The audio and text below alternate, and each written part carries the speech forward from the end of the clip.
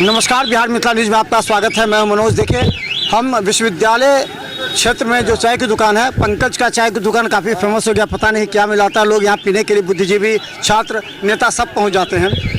हमारे साथ जमाल हसन है जो कि संभावित प्रत्याशी शहरी विधानसभा में है। क्या लगता है, राहुल गांधी को ला करके आपने सीट का दावा ठोक दिया शहरी विधानसभा में? क्या आपको क्या लगता है कि सीट लड़ेगा नहीं सर? जहाँ पैदल राहुल जी चले हैं, एक माहौल जो लोग कहते थे कांग्रेस कहीं आपने पैदल चला करके सीट का दावा ठोक दिया। नहीं, आप पहले पूरी बात सुन लीजिए। जो लोग ये कहते थे कि कांग्रेस नहीं है, ये साबित तो 15 मई को हो गया कि कांग्रेस है और मजबूती से है, और यहाँ विकल्प कांग्रेस बन सकती है, इसमें कहीं पर कोई दो राय नहीं। राजद ने आपको महत्व नहीं दिया, इसीलिए आपने कन्हैया कुमार और राहुल गांधी को उतार दिया। ये गलत बात है। नहीं, महागठबंधन में राजद हमारे साथ है, और मीटिंग में हम लोग साथ बैठ रहे हैं। इंडिया गठबंधन के सभी लोग मजबूती से साथ खड़े हैं। दूसरी बात ये है कि देखिए, राजद यहाँ से कई बार लड़ी है और हार का सामना की है, तो वो सीट तो अदली बदली होती है ना।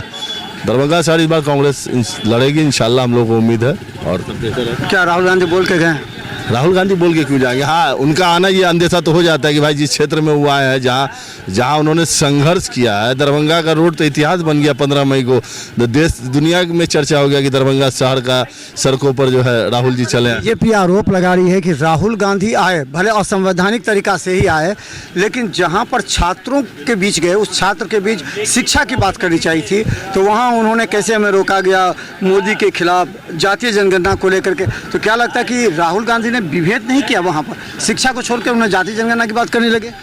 एक बात मुझे बताइए, ये जो कहता है संवैधानिक तरीका, मुझे अगर आप मीडिया के लोगों को अगर जानकारी होगी कि 12 तारीख को जो परमिशन के लिए दिया गया था, तो डीएम पूरे प्रशासनिक महकमे आके पूरी तैयारी की है। जेसीबी से मैदान प्लान करते हैं, उसके बाद बाहर का रोड बनाते हैं, फिर 14 तारीख को साजिशतन आप जो है 8 बजे 9 बजे रात में कहते हैं आपको परमिशन नहीं है, उसके बाद राहुल जी यहाँ पहुँचे। भाई तो कास्ट सेंसस की बात तो करेंगे ना, क्यों नहीं करेंगे? हर चीज़ तो आज के डेट में कास्ट सेंसस के हिसाब से मिलना और भी कास्ट है ना, और भी है, और भी छात्र हैं, अलग अलग जाति के। बात सुनिए, वहाँ जो मुद्दा है, क्या बीजेपी के लोग वहाँ मौजूद थे? नहीं ना। छात्रों के हित की तो बात हुई, छात्र ने अपनी समस्याएं सुनाई। दो छात्र दलित छात्रावास में किया, कॉमन प्लेस जैसे आपने तैयारी कर ली थी टाउन हॉल में, वहाँ तो कॉमन छात्र। नहीं, टाउन हॉल में तो हमने देखा। नहीं, पहले इस बात को कंफ्यूजन को खत्म कीजिए। राजेंद्र भवन जबरदस्ती थोपा जा रहा था कि आप वहाँ नहीं जा सकते हैं, छात्रावास में आप इंटर नहीं कर सकते हैं, छात्रों की जगह है। तो ऐसी कई फोटोज मेरे पास भी बोले तो मैं भी आपको सबूत के तौर पर दिखा दूंगा कि रामविलास पासवान जी भी उस छात्रावास में जाके अपनी सभा कर चुके हैं, वहाँ लोगों को संबोधित कर चुके हैं।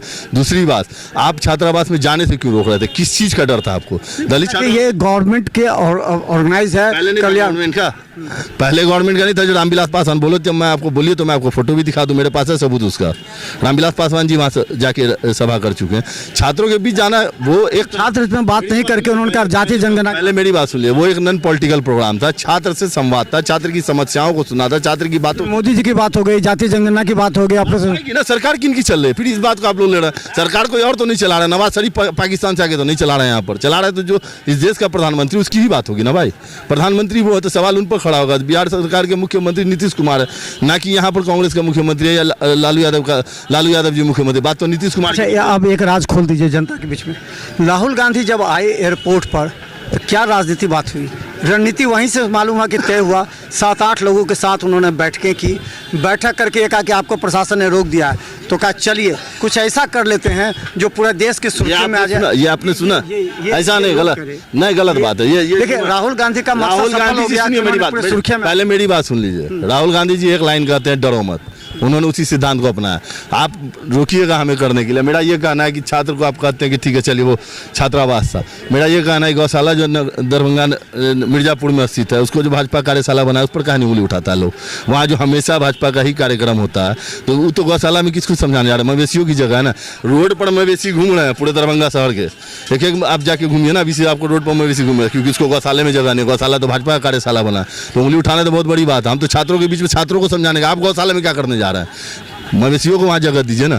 तो वो बात, वो वहाँ क्या बात हुई, वो क्या रणनीति हुई कि दरभंगा शहरी विधानसभा अगर लेना है कांग्रेस को, तो इस तरह का एक चलना पड़े।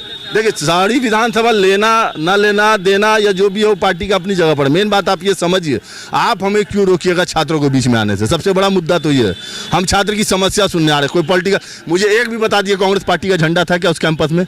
अम्बेडकर छात्रावास के अंदर, बिना मतलब उसको पॉलिटिकल रंग दिया जा रहा है। हमारा ये कहना है कि 12 तारीख को जो परमिशन के लिए दिया गया, आपको इन्फॉर्मेशन दिया गया, अब देश का विपक्ष के नेता को आप रोक रहे हैं छात्रों के बीच में, क्या किस चीज़ का डर? आपका मकसद तो कामयाब हो गया ना, राहुल गांधी को हाईलाइट करना था, राहुल गांधी कार्यक्रम को हाईलाइट सफल वो मौका किसने दिया?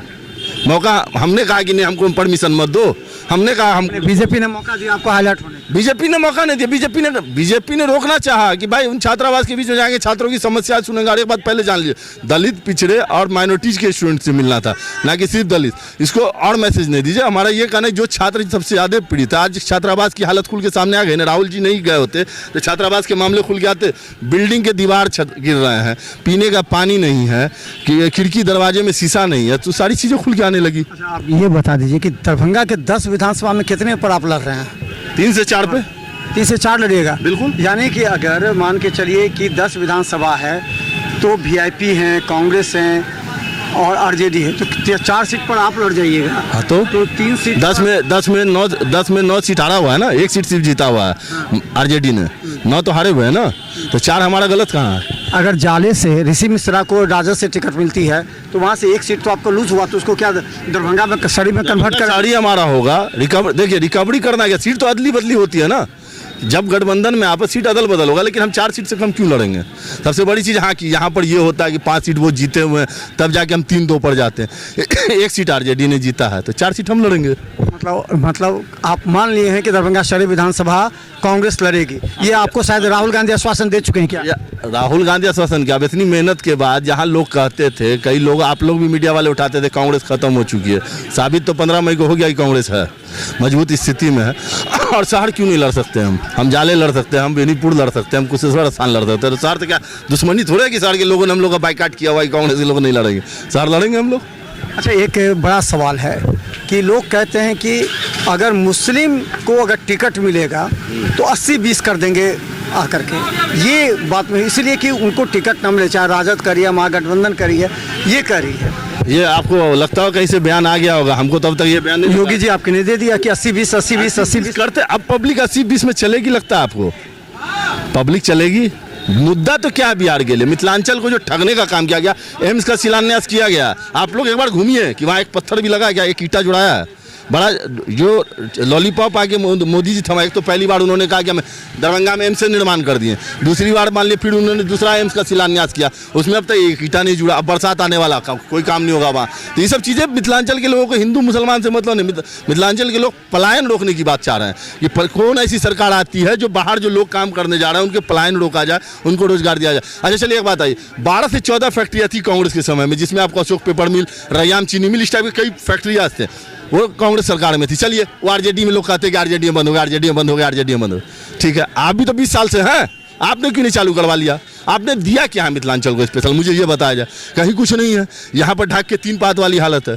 आपने सिर्फ यहाँ की जनता को ठगने का काम किया, और यहाँ कोई हिंदू मुसलमान नहीं चलेगा, ना कोई अगड़ी पिछड़ी की बात चलेगी। यहाँ सिर्फ और सिर्फ विकास पर बात होगी, कौन डेवलपमेंट करेगा, कौन काम करेगा, कौन रोजगार देगा, कौन महंगाई कम करेगा, सारी चीज़ों पर बात होगी। अच्छा चलिए बात, ऑपरेशन सिंदूर को कितना मानते? क्योंकि ऑपरेशन सिंदूर इस बार बिहार चुनाव में महत्वपूर्ण होगा। और एक सवाल ये है, दूसरा सवाल ये है कि डिप्लोमेटिक दबाव डालने के लिए इंडिया से जो सांसदों की टीम गई है विदेश, इसका कितना प्रभाव पड़ेगा? देखिए ऑपरेशन सिंदूर को बिल्कुल मानते हैं, सेना ने जिस तरह से काम किया उसको कहीं पर नहीं। जब ऑपरेशन सिंदूर की बात आएगी तो कर्नल सोफिया कुरैशी की भी बात आएगी कि एक भाजपा के मंत्री उठ के उसको जिस तरह से किया, जो कोई देश में लड़ रहा हो सेना का जवान, उसका हिंदू मुसलमान एंगल नहीं देखा जाता। वो तो जनता ने कहा हम बर्दाश्त नहीं करेंगे। कर्नल सोफिया ऑपरेशन सिंदूर जिस तरह से किया गया, सेना को नमन है। आज हम और आप जो आराम से यहाँ खड़े होकर बात करो, सेना की मेहरबानी है। सेना अगर बॉर्डर पर ना खड़ी हो तो हम लोग, आप लोग घर में आराम से बैठ भी नहीं सकते हैं, सो नहीं सकते हैं। यहाँ हम लोग आराम से खड़े हैं, क्यों? तो सेना हमारी सुरक्षा के लिए खड़ी, तो उनका सम्मान है। लेकिन अगर उस पर कोई राजनीतिकरण का, मोदी जी तो कहते हैं हमने किया। वो लेके वो गए थे क्या? लेके वो गए थे। आपने इंदिरा गांधी को कहा था ना कि इंदिरा गांधी ने किया 1971। मेरी बात आपने नहीं सुना, इंदिरा गांधी ने फैसला लिया सेना साथ करीब। आप तो सीज फायर का ले लिया, सीज फायर तो कहा कि अब रिहायशी इलाकों में काहे के पाकिस्तान नहीं, मसला ये, हम तो कहते हैं हम मुसलमान है ना, हम कहते हैं पाकिस्तान को नक्शे पर खत्म करो, मुद्दे खत्म हो जाएगा। उसी मुद्दे पर तो हिंदू मुस्लिम चल रहा है ना, खत्म ही कर दो पाकिस्तान को, मुद्दे ही खत्म हो जाए, ना रहेगा बांस ना बजेगी बांस। इसका चुनाव में असर पड़ेगा बिहार चुनाव में? कुछ नहीं फर्क पड़ेगा। सबसे बड़ा अफसोस ये लगता है, असर पड़ेगा। सबसे बड़ा अफसोस लगता है भैया जी कि ऑपरेशन सिंदूर का जो पोस्टर बनता है ना, तो उसमें मोदी जी पूरे ड्रेस में आते हैं फौजी के, ना कर्नल सोफिया कुरैशी दिखती है, ना व्योमिका सिंह का फोटो दिखता है, ना सेना के किसी जवान का फोटो दिखता। मुझे ये समझ में नहीं आता कि सेना को सम्मान देने की जगह पर किसको सम्मान दिया जा रहा है। ऑपरेशन सिंदूर रियल में सेना को सैल्यूट है कि सेना की वजह से आज हम अपने घर में, आज इस जगह पर हम और आप बात कर रहे हैं, कोई टेंशन नहीं है। अच्छा, क्या लगता है ये जो 7 सदस्यीय टीम गई है अलग अलग देशों में डिप्लोमेटिक द्वारा, इसका असर पड़ेगा क्या? जिस तरह से मुझे लगता है कि असर पड़ना चाहिए, लोग गए हैं, लेकिन अफसोस इस बात का भी है कि जिस टाइम में हम लोग लड़ रहे थे, हमारे साथ विदेश के एक देश भी नहीं खड़े हुए। ये सबसे अफसोस की बात है कि हमारी विदेश नीति कितनी मजबूत है। जो लोग विश्व गुरु का दावा ठोकते थे, हमारे साथ एक भी देश नहीं खड़ा हुआ। हम अकेले लड़ रहे थे, हम अपनी सेना के दम पर लड़ रहे थे। हमारी जो मजबूत सेना है उसने हम लोगों को हिम्मत दिया था। हम लोग के सीने को 56 इंच नहीं 112 इंच का बनाया हुआ था, उस सेना का दम था। लेकिन अपनी इस बात मानना पड़ा कि इस सरकार की विदेश नीति तो पूरी तरह फ्लॉप है कि एक देश भी हमारे समझ। ओवैसी तो कह रहे हैं कि जो सो हिंदुस्तान जिंदाबाद, पाकिस्तान मुर्दाबाद। ओवैसी कह रहे हैं कि हम नरेंद्र मोदी के साथ हैं देश के मुद्दे पर। तो ओवैसी को लोग चाहने लगे ज़्यादा, उनका फॉलोअर बढ़ने लगे हैं इस मुद्दे पर। ना, इस मुद्दे पर आपको क्या लगा? राहुल गांधी क्या बोले? क्या उन्होंने हिंदुस्तान जिंदाबाद नहीं कहा? उन्होंने पाकिस्तान मुर्दाबाद उन्होंने नहीं कहा। ओवैसी का जो छवि था बदला। हम दूसरा बात कर रहे हैं। उन्होंने ये नहीं कहा कि हम देश के जो प्रधानमंत्री का फैसला होगा उसके साथ पूरा देश खड़ा। ओवैसी ने भी वही बात बोला जो बोलना इन कॉमन बात है। लेकिन ओवैसी ज़्यादा छा गए अपने बयानों से। देखिए, कोई ऐसा छाया नहीं है। सब इस मामले पर सारे लोग खड़े थे। अब इसको जबरदस्ती हाईलाइट लोग करे, मुद्दे पे छा गए। भैया कौन विरोध में था? सब तो साथे खड़ा था। टोटल विपक्ष एक तरफ खड़ा था कि भाई जो सरकार फैसला लेगी। लेकिन परंतु तो लगा रही थी ना कांग्रेस। लेकिन ओवैसी तो कहे कि हाँ मुद्दे पर साथ हैं हम। तो परंतु कहाँ लगा है? कहाँ पर आपको लगा? इवन CWC की बैठक करके वहाँ दे दिया गया। इवन यहाँ तक पार्टी का ये जान लिया, पार्टी ने सर्कुलर जारी किया। कोई भी पार्टी का वर्कर, कोई भी जो है अभी वर्तमान सरकार के खिलाफ कोई भी बयानबाजी नहीं कर रही है। ये CWC की बैठक में कांग्रेस ने सर्कुलर जारी किया था कि अभी जो हालत है हम लोगों का जो देश में है, देश सेना को मजबूत करना, इसलिए सरकार के खिलाफ कुछ नहीं बोलना है। ये राहुल गांधी जी ने। ओवैसी के बारे में आपकी क्या प्रतिक्रिया? क्या ओवैसी ज़्यादा छा गए हैं इस अपने बयानों से? आपको लग रहा है क्या? हमारा ये कहना, हम दूसरी बात कर रहे हैं कि वो भी उन्होंने एक देशभक्त की तरह बोला। सबने बोला, उन्होंने भी बोला। आप किसी से भी यहाँ रोड पर किसी से खड़ा कीजिए, वो भी कह गए हिंदुस्तान जिंदाबाद, पाकिस्तान मुर्दाबाद, टुकड़े कर दो, पाकिस्तान को उड़ा दो। सब चाह रहा है। ओवैसी का क्यों चलता? आप ओवैसी को ज्यादा ना, हमको नहीं लगता। हम एक ही चीज जानते हैं, सारे लोग देशभक्त हैं। जो देशभक्त है वो देश के साथ खड़ा है। शशि थरूर जाएंगे क्या? शशि थरूर घूम रहे हैं, करे कि जाएंगे शायद। जाने का तो अभी तक नहीं कोई सीन है। इधर से उधर ना, उम्मीद तो नहीं लगता है। जब पॉजिटिव बोलने लगी, कहता है जब भी पॉजिटिव बोलो तो वो एनडीए का। ना, वो पॉजिटिव क्या बोल रहा है? उन्होंने भाई सेना की बात, सेना का जो काम किया गया, सेना की तारीफ सब कर रहा है। इसमें सरकार अपनी वाहवाही लूटनी चाह। और दूसरी बात है, देखिए ये सब चीजें अपनी अपनी सोच पर है। जिनको आप समर्थन कर रहे हैं, ये जो डेलीगेट्स गया अलग अलग देशों में, वो उसका समर्थन कर रहे हैं। हमारा ये कहना है कि इसको जाने की जरूरत थी ही नहीं। अगर हमारे साथ पूरी देश खड़ी हो जाती इस मुद्दे पर कि आतंकवाद के खिलाफ पूरा देश हमारे साथ नहीं खड़ा होगा। क्यों नहीं खड़ा होगा? क्यों आपका विदेश नीति कमजोर है?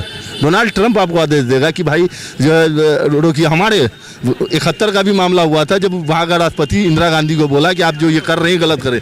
उन्होंने कहा मेरे देश का समझौता, मेरे देश का मामला, इसमें आप नहीं पड़ी। स्टैंड क्यों नहीं? अंतिम सवाल, सारी फाइनल।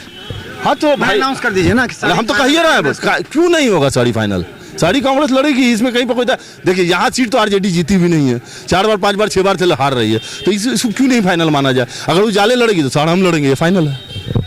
तो चलिए देखिए, हमारे साथ जमाल हसन हैं जो कि कांग्रेस के कद्दावर नेता हैं। और हम बता दें, ये हर मुद्दे पर खुल करके बोलते हैं, इसलिए हम इन्हें अपना मंच भी देते हैं। सवाल ये है कि ऑपरेशन सिंदूर से एनडीए को कितना फ़ायदा पहुंचेगा?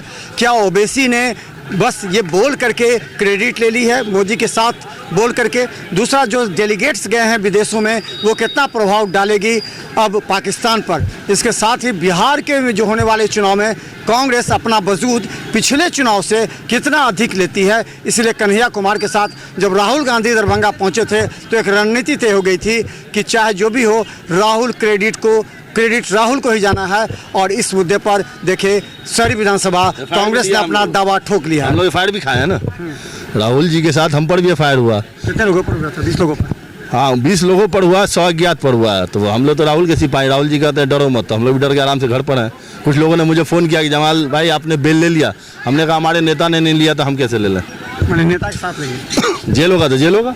तो चलिए देखिए, ये तमाम नेता हैं अब समझिए कि आने वाले विधानसभा चुनाव में ये मुद्दा काफ़ी गर्म होगा, क्योंकि इन लोगों को 20 आदमी को जब बिल लेना पड़ेगा तो ये पूरा दरभंगा शहर में चर्चा का विषय बनेगा और यही कांग्रेस को फायदा पहुंचाएगा। राजद का शायद चेहरा लटकता नजर आएगा। देखते रहिए बिहार मित्र न्यूज़। यूट्यूब में सब्सक्राइब कीजिए, GTPL सिटी केबल और 10 चैनल पर लाखों लोग हर घंटे हमें देखते हैं और हमेशा हम दरभंगा के विश्वविद्यालय के इस चाय की दुकान पर आते हैं, क्योंकि कहा जाता है पंकज का चाय दुकान काफ़ी फेमस है। धन्यवाद।